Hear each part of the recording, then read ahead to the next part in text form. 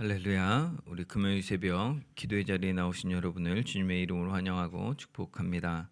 이 시간 다 같이 신앙 고백으로 우리 사도신경 가지고 신앙을 고백하도록 하겠습니다.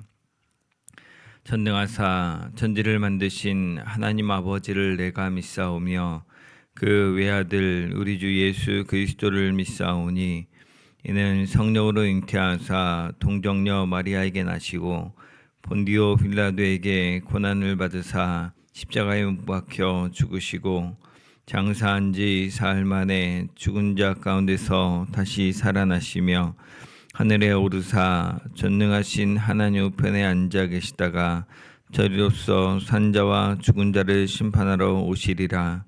성령을 믿사오며 거룩한 공회와 성도가 서로 교통하는 것과 죄를 사하여 주시는 것과 몸이 다시 사는 것과 영원히 사는 것을 믿사옵나이다. 아멘. 이 시간 찬송가 27장 빛나고 높은 보좌와 찬양하며 주 앞에 나가겠습니다.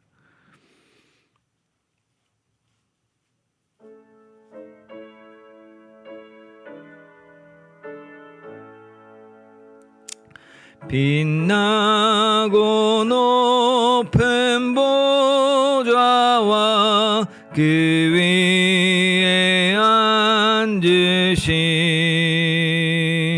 주 예수 얼굴 영광이 해같이 빛나네.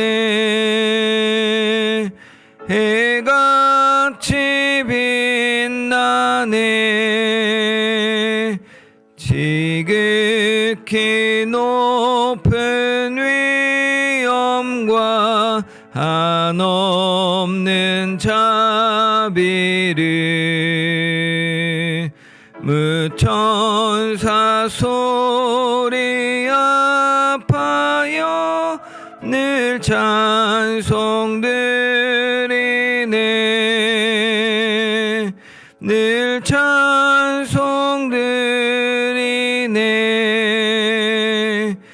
영죽을 나를 살리려 그 영광 떠나서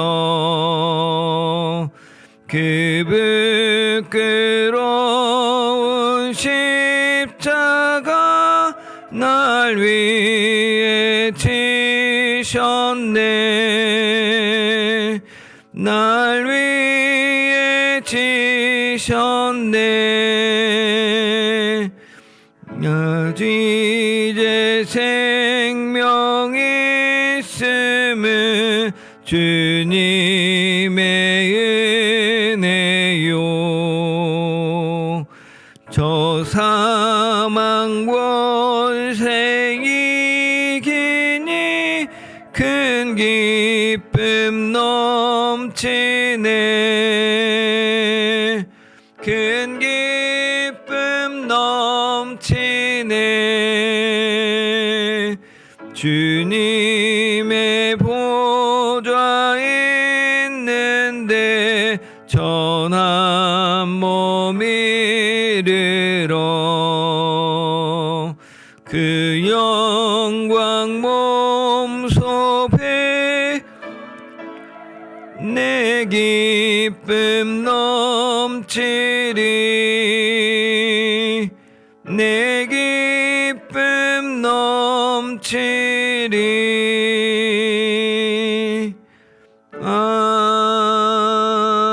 아멘. 사랑하는 주님, 이 새벽 높으신 주님을 높이고자 주 앞에 담대히 나와 또 말씀과 기도로 주님께 나아갑니다. 이 시간 주님의 말씀으로 또 우리가 기도하는 가운데 주님 인도하여 주옵소서.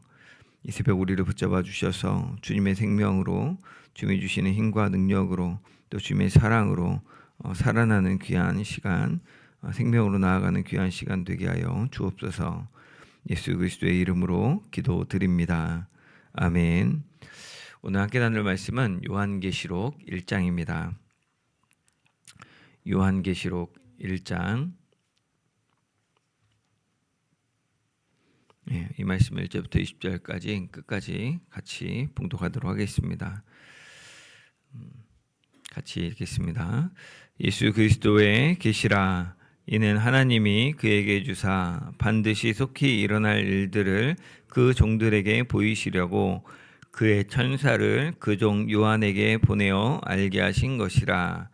요한은 하나님의 말씀과 예수 그리스도의 증거 곧 자기가 본 것을 다 증언하였느니라. 이 예언의 말씀을 읽는 자와 듣는 자와 그 가운데에 기록된 것을 지키는 자는 복이 있나니 때가 가까움이라. 요한은 아시아에 있는 7 교회에 편지하노니 이제도 계시고 전에도 계셨고 장차 오시리와 그의 보좌 앞에 있는 7 영과 또 충성된 증인으로 죽은 자들 가운데에서 먼저 나시고 땅의 임금들의 월이가 되신 예수 그리스도로 말미암아 은혜와 평강이 너희에게 있기를 원하노라. 우리를 사랑하사 그의 피로 우리 죄에서 우리를 해방하시고 그의 아버지 하나님을 위하여 우리를 나라와 제사장으로 삼으신 그에게 영광과 능력이 세세토록 있기를 원하노라. 아멘. 볼지어다 그가 구름을 타고 오시리라. 각 사람의 눈이 그를 보겠고 그를 찌른 자들도 볼 것이요 땅에 있는 모든 족속이 그로 말미암아 애곡하리니 그러하리라. 아멘. 주 하나님이 이르시되 나는 알파와 오메가라. 이제도 있고 전에도 있었고 장차 올 자요 전능한 자라 하시더라. 나 요한은 너희 형제요 예수의 환난과 나라와 참음에 동참하는 자라. 하나님의 말씀과 예수를 증언하였으므로 말미암아 밤모라 하는 섬에 있었더니 주의 날에 내가 성령에 감동되어 내 뒤에서 나는 나팔 소리 같은 큰 음성을 들으니 이르되 내가 보는 것을 두루마리에 써서 에베소, 서머나, 버가모, 두아디라, 사레, 빌라델피아, 라우데기아 등 7 교회에 보내라 하시기로 몸을 돌이켜 나에게 말한 음성을 알아보려고 돌이킬 때에 7 금 촛대를 보았는데 촛대 사이에 인자 같은 이가 발에 끌리는 옷을 입고 가슴에 금띠를 띠고 그의 머리와 털의 희기가 흰 양털 같고 눈 같으며 그의 눈은 불꽃 같고 그의 발은 풀무불에 단련한 빛난 주석 같고 그의 음성은 많은 물소리와 같으며 그의 오른손에 7 별이 있고 그의 입에서 좌우에 날선 검이 나오고 그 얼굴은 해가 힘있게 비치는 것 같더라. 내가 볼 때에 그의 발 앞에 엎드러져 죽은 자 같이 되매 그가 오른손을 내게 얹고 이르시되 두려워하지 말라. 나는 처음이요 마지막이니 곧 살아있는 자라. 내가 전에 죽었었노라. 볼지어다 이제 세세토록 살아있어 사망과 음부의 열쇠를 가졌노니 그러므로 내가 본 것과 지금 있는 일과 장차 될 일을 기록하라. 내가 본 것은 내 오른손에 7 별의 비밀과 또 7 금촛대라. 7 별은 7 교회의 사자요 7 촛대는 7 교회니라. 아멘. 오늘부터 함께 살펴볼 말씀은 요한계시록입니다. 전에는 이제 구약의 맨 마지막 말라기서를 봤었고 이제 신약의 맨 마지막 요한계시록을 보게 됩니다. 요한계시록은 말라기도 그렇지만 이렇게 마지막 성경이라는 게 좀 의미가 있죠. 뭐 그냥 순서상으로 하다가 마지막일 수도 있지만 뭐 그동안도 하나님 말씀을 쭉 여러 가지 다양한 방식으로 복음서와 뭐 역사서와 선지자서를 통해서 또 서신서를 통해서 말씀하셨는데 우리 이제 살아생전의 부모님이 이렇게 잘 하면서 많이 배우잖아요. 어머니가 야 그래도 나 사람한테는 무조건 좋게 해라. 뭐 아이를 화나게 하지 마라. 여러 가지 말들을 하시는 것들을 다 듣죠. 근데 이제 또 똑같은 얘기시인데 그래도 또 임종 전에 1시간 정도 기회가 돼서 말씀을 하신다면 그 말씀은 똑같은 얘기예요. 야 그냥 밥 잘 먹고 다녀라라는 말 들어도 다르게 와닿죠. 그 의미가 이제 그런 면에 있어서 마지막 우리에게 계시로 주신 하나님 말씀이라고 생각할 때 좀 더 주목하게 되는 건 사실입니다. 이 요한계시록은 그 이름에서도 알 수 있지만 사도 요한이 썼던 계시의 말씀입니다. 12 제자 중에 하나였던 사도 요한, 나머지 제자들은 다 순교하거나 이렇게 가룟 유다는 스스로 자살하기도 했고, 이렇게 그 자연적인 죽음을 맞지 못했는데, 이 사도 요한 같은 경우는 끝까지 살아가지고 생명의 수완이 다해서 죽은 것으로 알려져 있죠. 그 사도 요한이 하나님이 보여주신 예수 그리스도를 말미암아 주어진 그 계시를 또 이렇게 적어서 줬는데, 1절에 보면 예수 그리스도의 계시라라고 했죠. 예수 그리스도께서 우리에게 보여주신 예수 그리스도에 속한 계시의 계시다라고 했습니다. 그리고 또 3절에 보면 예언의 말씀이다라고 됐죠. 예언은 이제 선지서 같은 의미인 거죠. 하나님이 미리 보여주신 것을 전하는 그런 말씀입니다. 그래서 개인적으로 뭐 서신서 같은 경우들은 본인들의 뜻을, 바울 같은 경우도 본인이 생각할 때 이게 필요한 것이 무엇인지를 쓰는 것이 하나님이 성령의 감동을 써서 성경에 되게 하셨지만, 이 요한계시록 같은 경우는 하나님이 자기 특별히 보여준 계시의 말씀이기도 하고 그것들을 예언하라고 전하라고 주셔서 했던 그런 말씀이라는 거죠. 그래서 AD 1세기 말에 이제 사도 요한 노년이겠죠. 그때 도미티아누스 황제가 기독교를 굉장히 박해했다고 하죠. 그래서 요한도 그 요한 공동체의 리더로서 반모섬에 이제 유배되어 있었는데, 그때 반모섬에 있던 중에 하나님께서 요한에게 보여주시려고 말씀해 주셔서 지금까지 일어난 일들의 의미, 또 그리고 앞으로 있을 일들에 대해서 보여주신 그 예언의 말씀입니다. 또 근데 4절에 보면 요한이 아시아에 있는 7교회에 보내는 편지다라고도 쓰여 있죠. 그래서 다시 말하면 이게 묵시록, 계시록 같은 의미가 있고, 또 하나는 예언의 말씀, 예언서이기도 하고, 세 번째로는 편지, 서신서의 특징들을 다 가지고 있는 거죠. 그래서 이 글의 장르를 알아야 그것들을 좀 이해하고 한다고 하는데, 이 세 가지를 함께 염두하고 읽어야 됩니다. 사실 그 사도 요한이 자기도 지금 박해를 받고 반모섬에 있었는데, 그 당시에 했던 박해의 내용은 로마가 점점 더 이제 번성하고 힘이 세질수록 광기 어리게 되죠. 지금 뭐 사실 미국도 못지 않은 것 같은데, 분명히 가장 절대적인 힘을 가지고 있고 자기가 원하는 대로 할 수 있는 것을 가졌을 때 사람들이 어떻게 되는가, 막 부유하게 되면 사람들이 전에는 막 가족끼리 뭐 외식만 해도 즐거웠는데, 이제는 그래도 한 소고기, 툭불 막 이런 거 먹어야 좀 먹은 것 같고, 그냥 전에는 국내 여행만 여기 앞에 덕진공원 가도 좋았는데, 이제는 비행기 타고 어디 해외로 뭐 어디 막 한 달 정도 갔다 와야 좀 여행 갔다 온 것 같고. 근데 그러고도 그 일상이 되면 그게 안 채워지니까 사람들이 이제 극단적인 걸 손을 대죠. 아니면 마약이라든가, 아니면 막 그 음란하게 될 때도 그냥 바람을 한 사람 피는 게 아니고 막 여러 사람 데려놓고 하는 그런 이상한 일들로 사람들이 광적으로 가게 되죠.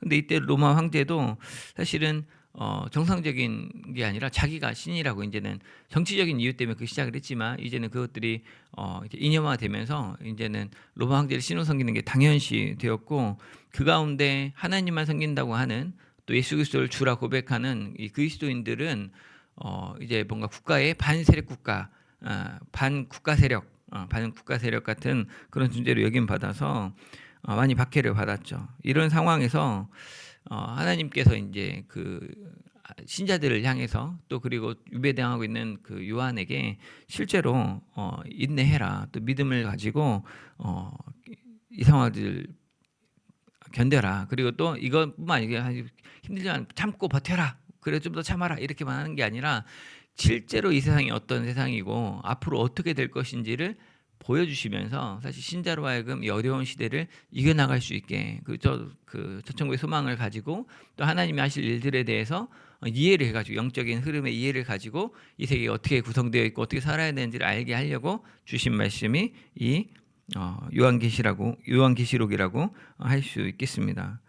그래서 사실 이 말씀을 우리도 그렇지만 뭐 이렇게 됐다, 이 정도면 됐다라는 순간이 있는데, 또 금방 취업 됐으면 이제 잘했다, 이제 됐다, 이제 고민 덜었다 했는데, 취업한 데 가서 꼭 고민이 또 생기죠.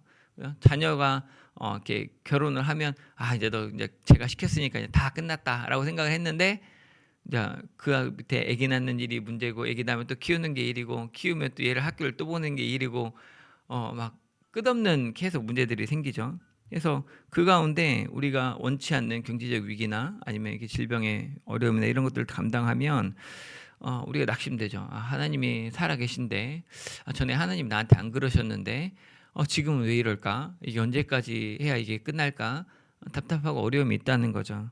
근데 그런 삶이 마치 요한이 밤모섬에 유배돼 가지고 자기가 예수님도 알고 하나님도 알고 성령님도 경험을 했는데 이 부흥하는 초대교회도 경험을 했는데 막 다니면서 전도하는 사도 바울의 역사도 보고 같이 협력했던 걸 봤는데 베드로 형님도 먼저 순교하고 가고 바울도 가고 다 남아 있는 사람들이 다 이렇게 뿔뿔이 흩어져 가지고 밖에 가운데 있는 상황 가운데 어, 있었던 그 요한의 모습 같은 모습으로 우리가 이해할 수 있다는 거죠. 근데 오늘 하나님께서 바로 그런 요한에게 주셨던 말씀, 요한을 통해서 그리스도의 종들에게 주시고자 그 교회들에 주시고자 했던 말씀을 우리가 잘 보고 듣는다면 이를 통해서 우리의 삶 가운데 하나님의 실제적인 위로를 경험할 수 있을 거라 생각이 됩니다. 근데 사실 우리가 그 위로의 말씀이라고 너무나 명백한 박해고 그 가운데 하나님이 어떻게 지금 하셨고 어떻게 하실 것이고 나중에 그 하나님 나라가 어떠한지에 대해서 얘기해 주던 이 소망의 말씀이 사실은 잘 안 읽는 책 중에 하나죠. 요한계시록이. 많은 분들이 그 계시록을 안 읽는 이유는 일단 좀 어렵게 느끼죠. 저도 좀 어렵다고 많이 느꼈던 것 같아요. 상징과 환상이 많아서 이게 뭐 이게 하얀 뭐 얼굴 광채가 나고 막 칼이 입에서 나오고 이게 뭔 말인지 촛대를 들고 교회 사이 이렇게 촛대 사이를 지난다는 게 별을 들고 촛대 사이를 지난다는 게 무슨 말인지 이게 좀 형상이 잘 안 되죠. 막 무슨 색깔 말 막 이런 것들이 좀 어렵게 느껴집니다. 그래서 또 예전에 저 어렸을 때는 그랬어요. 목사님들이 요한계시록하고 다니엘서는 예언의 말씀이어 가지고 묵시록이기 때문에 함부로 이렇게 해석하면 안 된다. 네가 사사로이 막 이렇게 막 찍어서 막 묵상하면 안 되고 잘 해야 된다 이렇게 얘기했거든요. 그게 그만큼 잘 보고 분별하라는 얘기 정도인데 그러다 보니까 좀 그것들을 잘 안 보게 됩니다. 그래서 마치 요한계시록의 특별한 신비의 말씀을 가지고 있는 막 이렇게 뭔가 막 아는 막 전문적인 걸 가지고 막 이렇게 그 영적 계시를 받는 사람이 풀어야 될 것 같은 신비로운 분위기를 조성했고 그런 분위기가 고스란히 우리 한국 안에서 기승하면서 해외도 마찬가지지만 이단들이 가장 애용하는 가장 우리 잘 모르는 부분 가지고 사기를 치잖아요. 이제 그걸 가지고 하다 보니까 요한계시록에 근거한 이단들이 뭐 우후죽순 막 생겨났죠. 그 이단인데 요한계시록 건들지 않는 그런 이단은 사실상 없다고 보죠. 요한계시록의 이 비밀의 말씀을 내가 해석할 수 있다. 이거는 지금 역사적으로 있었던 어떤 사건을 이룬 거고 이거는 이렇게 된 거고 그게 결과적으로 나다라고 해서 자기를 이긴 자라고 승리자라고 막 얘기하면서 자기가 자칭 예수로 하는 경우들이 요한계시록에서 많이 나왔죠. 그러다 보니까 이제 또 더 이제 이단들이 많이 본다고 하니까 더 안 보는 이런 안타까운 굴레에 있죠.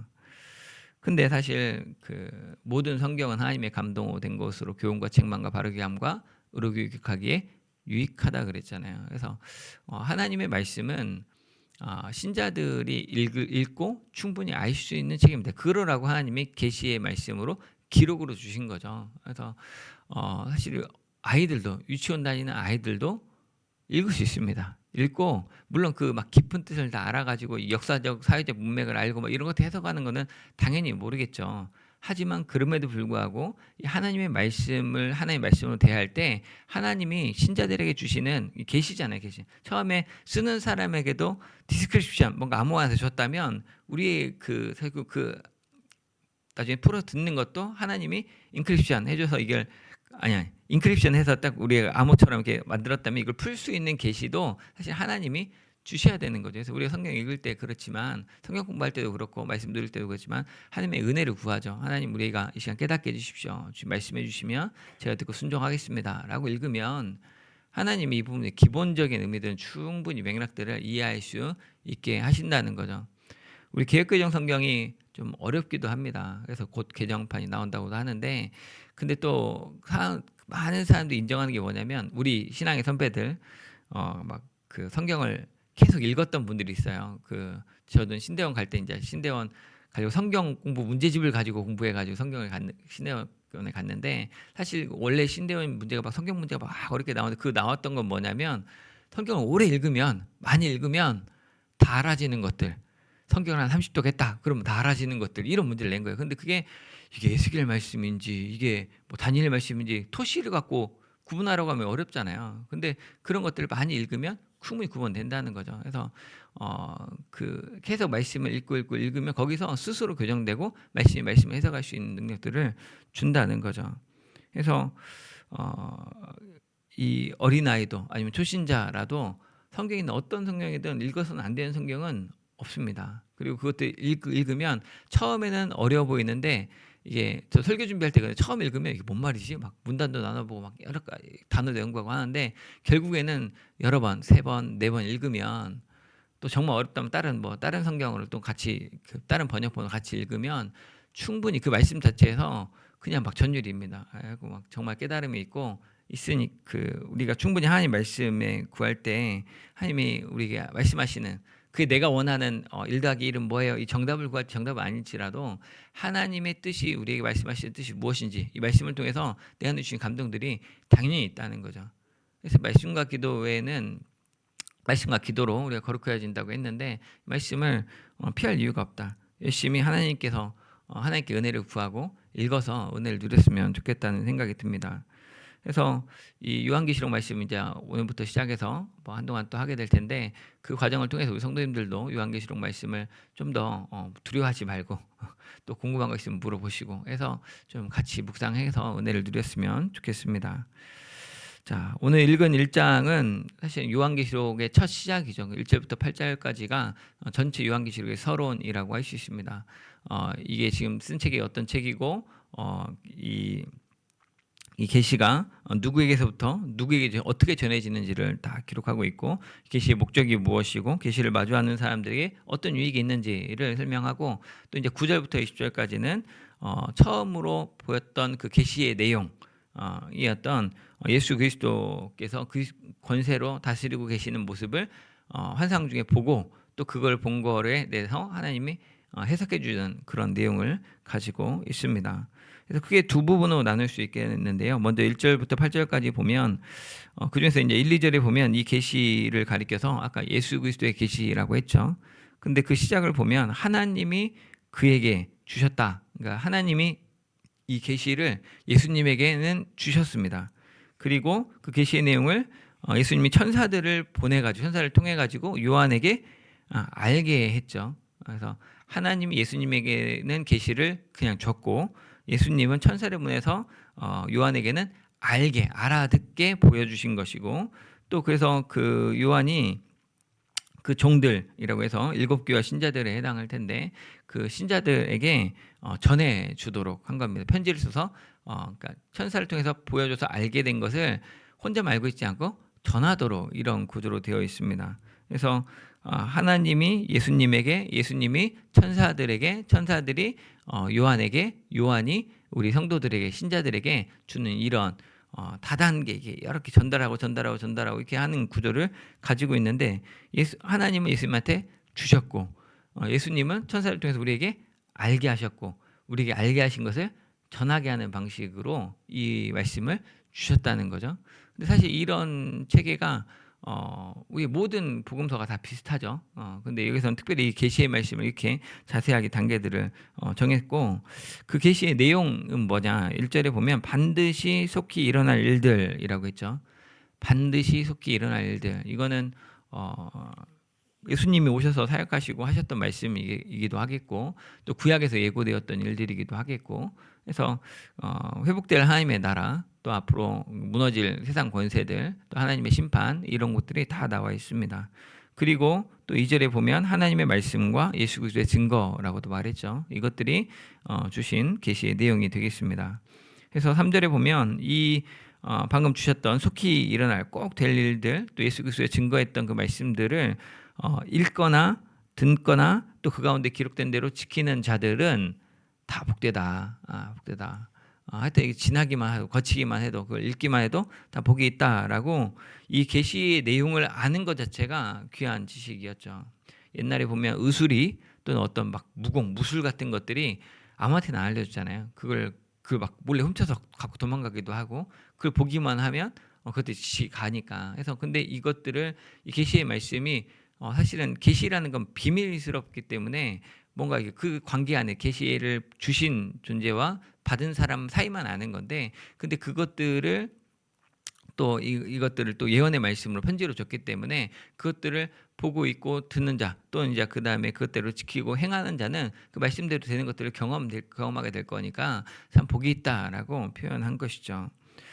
또 그리고 4절과 5절에는 이제 전형적인 편지의 인사말 형태를 따릅니다. 그래서 근데 이제 그 요한이 했던 그 하나님의 은혜와 평강을 보통은 구하는데, 여기서는 좀 독특한 표현이 나오죠. 하나님에 대해서는 삼위일체적으로 그 은혜와 평강을 구하는데, 4절에 보면 이제도 계시고 전에도 계셨고 장차 오실리라고 하죠. 그러니까 이게 이제도 계신다는 건 지금 현재, 지금도 있다는 거고, 전에도 계시다는 건 과거고, 그다음에 장차 오실리라는 건 미래죠.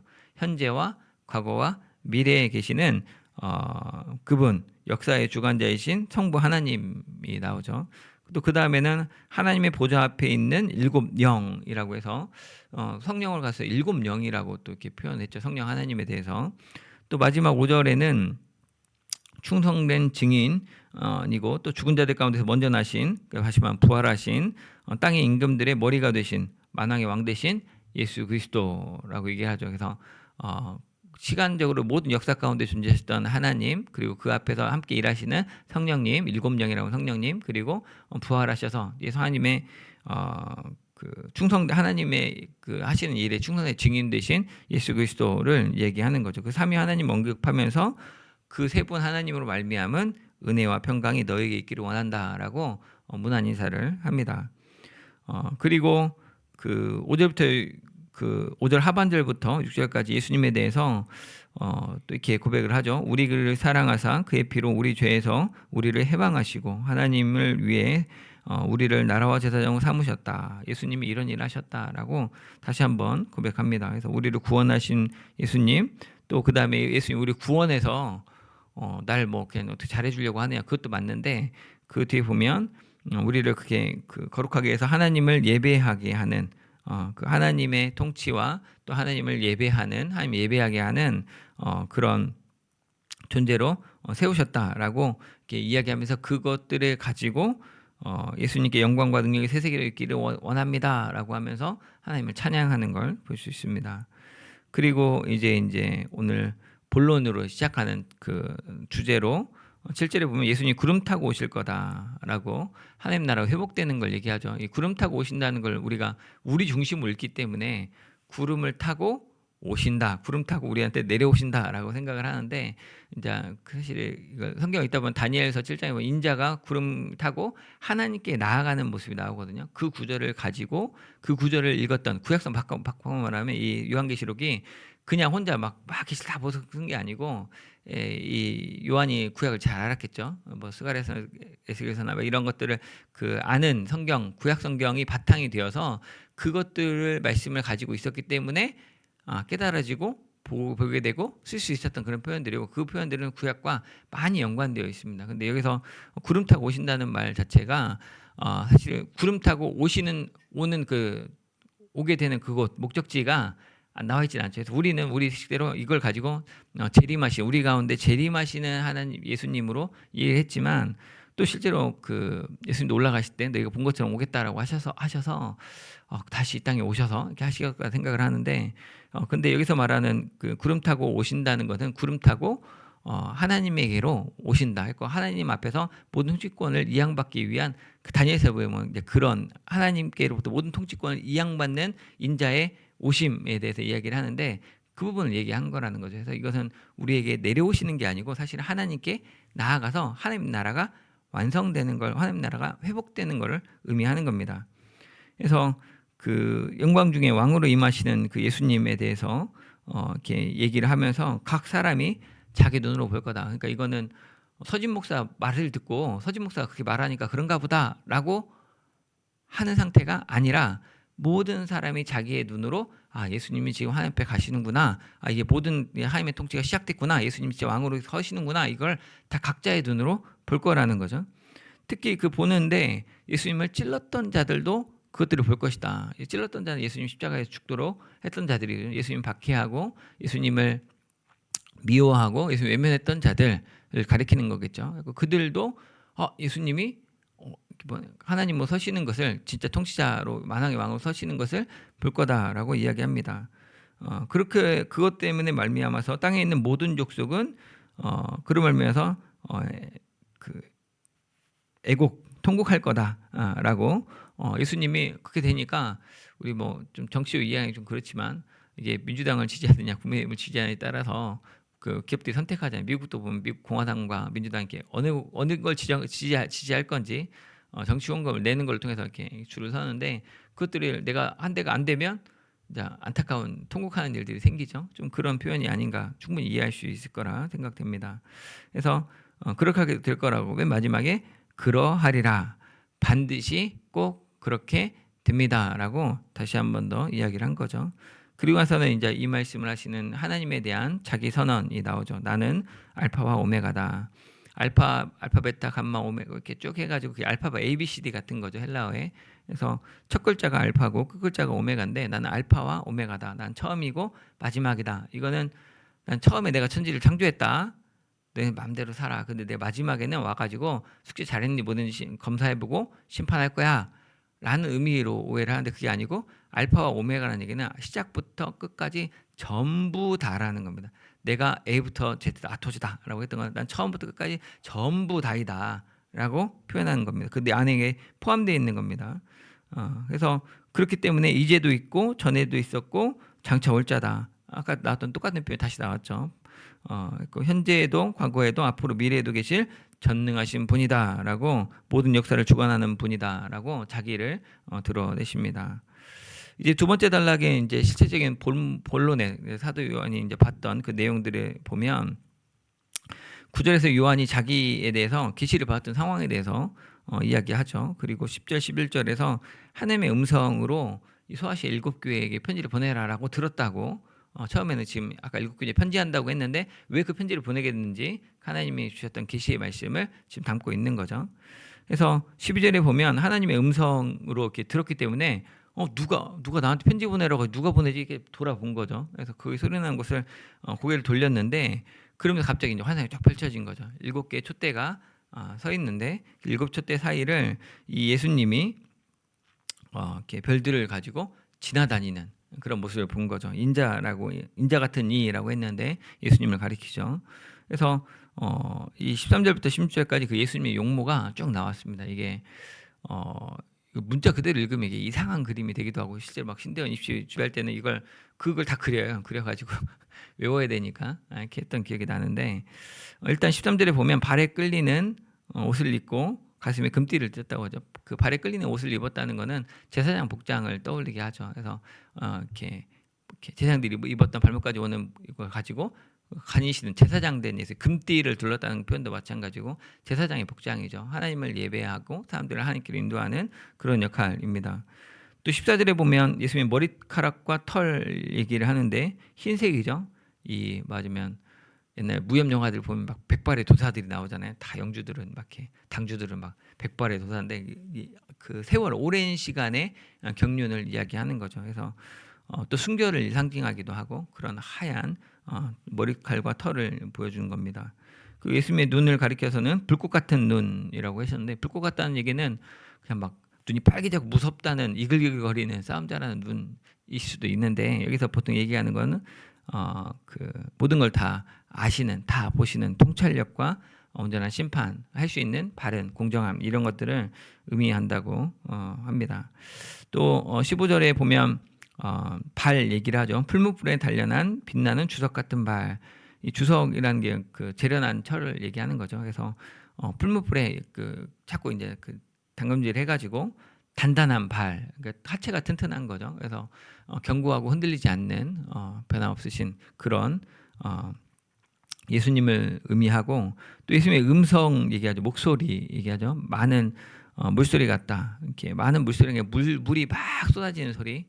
비가 막 내리는 소리일 수도 있고 아니면 막 이렇게 폭포 같은 데 보면 막 소리가 계속 나잖아요. 그런 물이 막 쏟아지는 것 같은 그런 웅장한 소리, 막 파도가 치는 소리 같은 그런 물소리 같은 위험이 있다. 그래서 인간이 흉내낼 수 없고 또 인간이 그 앞에 있으면 작아지는 그런 부분을 이야기합니다. 또 16절에 보면 그의 오른손에는 7별이 있다고 했고, 또 예수님의 입에서는 그 이제 오른손에 있는 7별은 사실은 나중에 20절 가서 나오죠. 이게 7교회 지도자들이라고, 7교회 사자들이라고 이야기를 합니다. 또 예수님의 입에선 좌우의 날선 칼이 나온다.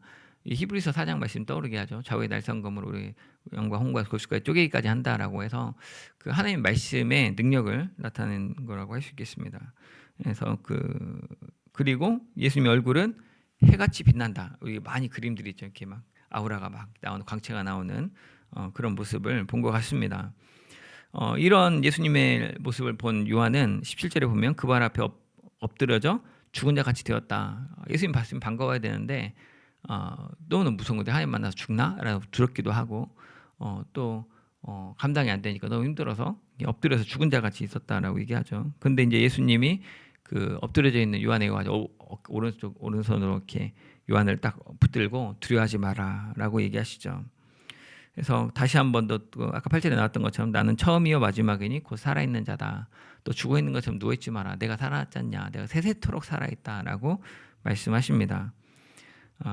그래서 처음부터 마지막까지 원래 살아계신 주님이었지만 우리를 구원하기 위해서 죽으셨지만 다시 살아나셔서 이제는 사망과 음부의 열쇠를, 그 권세를 다 가지고 계신다라고 자기가 죽음의 문제를 해결했다는 것을 다시 한번 이야기하십니다.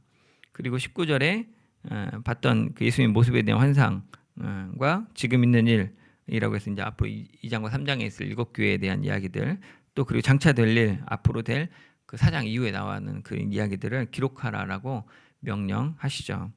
그리고 20절에서는 이제 방금 봤던 7별은 7사자, 하나님이 쓰시는 귀한 능력 있는 지도자들을 얘기하고, 또 7초 때는 그 교회라고, 그 7개의 교회, 아까 에서보드 사빌라라고 했던 그 7개의 교회에 대해서 하나님 그 가운데 그 사이를 다니신다. 그 교회들을 두루 다니시면서 하나님의 사람들을, 하나님의 능력의 사람들을 가지고 이 교회들 다스리신다, 함께 하신다, 이런 의미를 보여준 것이죠. 오늘 말씀을 살펴봤는데 오늘 말씀에서 하나님은 그 1절에서 이 계시가 어떻게 전달되는지를 주셨죠. 하나님은 그것들을 예수님에게 주시고 예수님 천사를 통해서 우리에게 알게 하시고, 알게 하신 내용을 보내서 전해서 그 사람들에게 전하라고 하셨습니다. 여기 나오는 요한은 자기를 가리켜 너희들의 형제다. 너희들과 똑같은 존재다. 나이는 많지만 내 장로지만 너희들보다 뭐 특별한 게 있는 게 아니고 너랑 똑같은 같은 상태인 형제다라고 표현한 거죠. 그리고 또 형제이지만 또 예수의 환난과 예수의 나라와 통치와 참음에 동참하는 자다. 너희들 힘든 거 나도 같이 하는 사람이었고 너랑 똑같은 존재다, 이런 얘기인가 한 거죠. 근데 이 요한이 지금 이 계시의 말씀을 이렇게 전하잖아요. 사실 이 계시를 주는 데서 하나님이 꼭 요한을 거쳐야 되나? 하나님이 그냥 요한에게 준 것처럼 천사들도 시켜서 뭐 이렇게 에베소 교회에도, 뭐 사대 교회에도, 빌라델피아 교회에도, 뭐 디오데게아 교회도, 라오디게아 교회까지도 직접 전하시면 되잖아요. 근데 그거를 그렇게 직접 전하시지 않고 요한에게 줘가지고 전하라고 하신 것이죠. 그 말하자면 그 요한이 없어도 하나님 충분히 다 할 수 있지만 굳이 요한을 통해서 번거롭게 요한에게 또 잘 전달하기 어려울 수도 있는데 그걸 줘가지고 전달하게 한 거죠. 그래서 요한을 사실은 하나님의 고난 가운데 있었지만 또 한편으로는 하나님이 쓰시고자 하는 축복의 통로로 삼으셨다는 거죠. 그래서 본 것을 기록하라고, 7교회 편지하라고 하시면서 주님의 음성을 듣고 또 주님의 음성을 듣고 뭔지 자세히 보려고 하니까 거기서 예수님을 보게 된 거였죠. 이런 역사가 사실 우리에게도 있고 또 그렇게 되기를 소망합니다. 우리도 요한처럼 주님께서 우리에게 알려주신 바가 있다는 거죠. 근데 그 알려주신 바는 일단 1차적으로 나에게 알게 하신 거죠. 요한에게 알게 하신, 천사들을 통해서 알게 하시는 것처럼 나를 설득하는 작업이 있겠죠. 근데 그거는 나만을 위해서 주신 게 아니라 사실은 나를 통해서 그의 종들에게, 7교회에 전하라고 했던 것처럼 사실은 우리 가족에게, 동료들에게, 우리 친척들에게, 이웃들에게 전하라고 주신 내용이라는 거죠. 그래서 그것들 하나님께서 나를 통해서 전달하는 축복의 통로가 될 수 있다는 겁니다. 근데 이것이 가능하려면 우리가 뭐 성경을 많이 읽고 막 잘나서 똑똑하고 목사님이 되어야만 할까요? 그렇지 않죠. 오늘 우리가 봤던 예수님의 모습을 보면 불꽃 같은 눈으로 우리를 살피시잖아요. 그걸 우리를 감시하시는 게 아니고 우리 연약함을 아셔서 허리 펴고 이렇게 이렇게 어깨가 나 이렇게 알려주는 것처럼 그냥 불꽃 같은 눈으로 우리를 보시는 거죠. 그리고 주석 같은 발로 우리와 함께 든든히 서 계신 거죠. 또 능력의 오른손으로 우리를 딱 붙드시는, 우리를 일곱 별로 삼으셔서 사용하시는 그런 주님이시라는 거죠. 그래서 그 주님이 계시기 때문에 우리가 사실은 사도 요한처럼 하나님 내게 주신 말씀을 전할 수 있다는 말입니다. 이 영광의 주님을 보았기 때문에 요한은 그 두려움을 넘어서 이것들을 지금 기록했고 우리에게 줄 수 있었겠죠. 이 주님을 의지할 때 우리 역시 사실 우리가 마주하고 있던 어떤 절망이든지 어떤 어려움이든지 어떤 고통이든지 이것들을 감당할 힘이 생기는 것입니다. 그래서 그 우리에게 주신 그 삶의 자리에서 주님이 하시는 음성을 듣고 그것을 잘 보려고 할 때 주님을 증거하는 살아있는 요한계시록으로서 우리가 우리의 보고 들은 것들을 전할 수 있다는 것이죠. 그렇게 하나님이 우리에게 주신 말씀들, 우리에게 깨닫게 하신 것들, 알게 하신 것들을 전하는 축복의 통로가 되는 저와 우리 사목교회 모든 성도 되시기를 주님의 이름으로 축복합니다. 사랑하는 주님, 외딴 섬 반모에서 절망하고 있었을 사도 요한에게 영광스러운 모습으로 찾아와 주시고 두려워하지 말라고 위로하시고 또 교회를 향한 놀라운 비밀을 보여주신 주님의 은혜를 살펴보았습니다. 요한계시록이 두려움의 책이 아니라 고난받는 성도들을 향한 위로와 소망의 편지임을 다시 한번 기억하고 우리가 역사의 시작과 끝이 되시며 주관대 되시는 지금도 살아계셔서 불꽃 같은 눈으로 우리를 살피시고 주님의 그 견고한 발로 우리 옆에 함께 하시고 또 능력의 손으로 우리를 붙드시는 주님을 찬양합니다.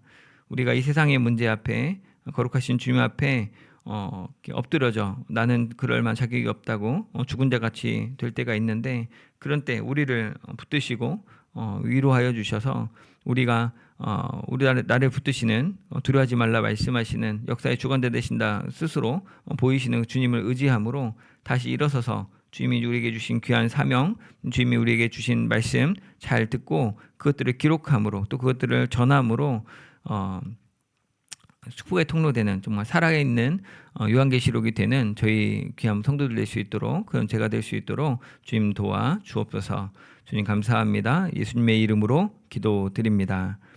아멘. 이 시간 주신 말씀 생각하며 같이 기도하겠습니다. 우리의 삶에 많은 문제들이 있는데 그 가운데 두려움으로 절망하는 자가 아니라 지금도 살아 역사하시고 모든 걸 다스리시는 알파 오메가 되신 주님을 온전히 신뢰하는 믿음을 달라고 기도하고 두 번째로는 불꽃 같은 눈으로 나의 모든 형편을 살피시고 흔들리지 않는 주석 같은 발로 내 삶 가운데 함께 서 계시는 또 능력의 오른손으로 나를 붙드시는 그 주님을 기억하며 그 주님을 바라보며 믿음으로 승리하는 삶 살게 해달라고 또 마지막으로는 사도 요한처럼 우리를 이 시대 가운데 하나님의 뜻을 알게 하심으로 사람들에게 축복의 통로가 되는 살아있는 요한계시록으로 부르셨음을 기억하고 이런 복음 전달자로 하나님의 은혜를 기억하고 전하는 자들로 그런 살게 해달라고 같이 기도하도록 하겠습니다. 사랑하는 주님 아버지 감사합니다. 오늘 말씀을 통하여서 예수 그리스도의 계시로 하나님께서 예수 그리스도에게 주신 그 계시를 또 전사를 통해서 요한에게 알게 하시고 또 그 알게 하신 것들을 가지고 그 일곱 교회에 보내도록 하신 것들을 보았습니다. 하나님 아버지 이 말씀을 통하여서 우리를 하여금 두려워하지 않도록 알파와 오메가 되시고 이제도 계시고 전에도 계셨고 또 앞으로도 장차 오실 이로 함께 하시는 그 전능하신 주님을 기억합니다. 아버지 정말 우리가 이 문제들 앞에 절망하지 않게 하여 주시고 이 가운데 정말 지금도 살아서 역사하시는 또 다스리시고 정말 이것들을 주관하시는 우리 주님을 온전히 신뢰하는 믿음을 가질 수 있도록 주님 도와주십시오. 그래서 우리의 그 상황이 녹록지 않고 우리가 어려운 가운데 있지만 예수님이 어떠한 분이신지 또 오늘 주신 말씀처럼 정말 주님이 행하시는 일들 가운데 우리가 믿음으로 그것들을 눈을 뜨고 바라봄으로 우리가 우리 가운데 일하시는 주님을 기억하고 그 주님을 높이며 나아가는 저희 될 수 있도록 주님 도와 주시옵소서.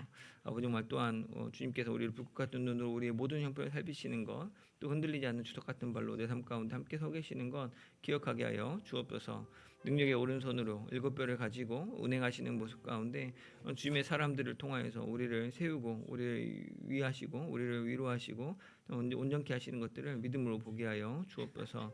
주님께서 나를 붙드시는 내가 주 앞에 엎드려져 있을 때 주께 나를 붙드시고 두려워하지 말라고 일어나라고 또 온전히 하나님이 사망의 음부의 모든 권세를 다 가지셨음을 열쇠를 가지셨음을 기억하고 오늘 주님을 믿음으로 담대히 나아갈 수 있도록 주님 도와주옵소서. 하나님 아버지, 우리가 사도 요한처럼 이 시대 가운데 하나님 주신 말씀을 붙들고 그것들을 전하는 자로 살게 하여 주옵소서. 우리 축복의 통로로 주님이 우리를 부르셔서 우리에게 복음을 주셨던 것, 또 나로 하여금 이게 직분을 갖게 하시고 나로 하여금 주의 일에 정말 이 맡은 자로 하나님 역사를 보는 자로 하나님을 아는 자로 부르셨음을 축복으로 기억하고 이것들을 전하는 자로 우리가 살아있는 요한계시록 같은 존재가 되어서 그들에게 우리가 보고 듣고 우리가 그 말씀대로 지켜 행하는 것이 얼마나 복된지를 알게 하고 전하는 축복의 통로가 될 수 있도록 축복하는 삶을 살아가는 자 될 수 있도록 주님 도와 주시옵소서. 아버지 인도하여 주시옵소서.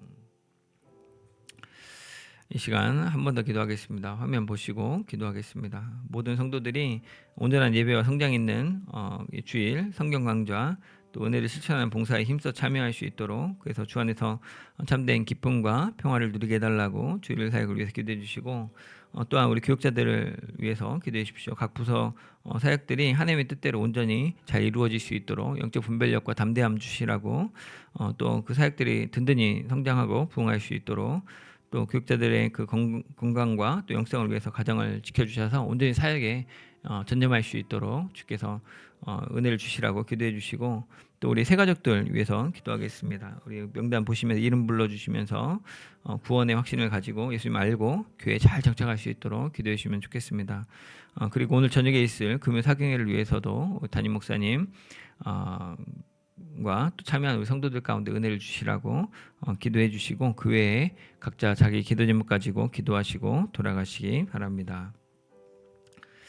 사랑하는 주님 아버지, 감사합니다. 하나님 아버지, 우리 이 시간 금요일 아침에 또 새벽에 오늘 주님 앞에 있을 은혜를 구하며 기도합니다. 하나님 아버지, 우리 서문의 모든 성도들 온전한 예배를 드릴 수 있도록 온전한 배움이 있는 성경 강좌, 정말 또한 그 은혜를 실천하는 봉사에 예배와 배움과 또 봉사의 일에 온전히 균형 있게 참여하는 모든 성도 되기를 원합니다.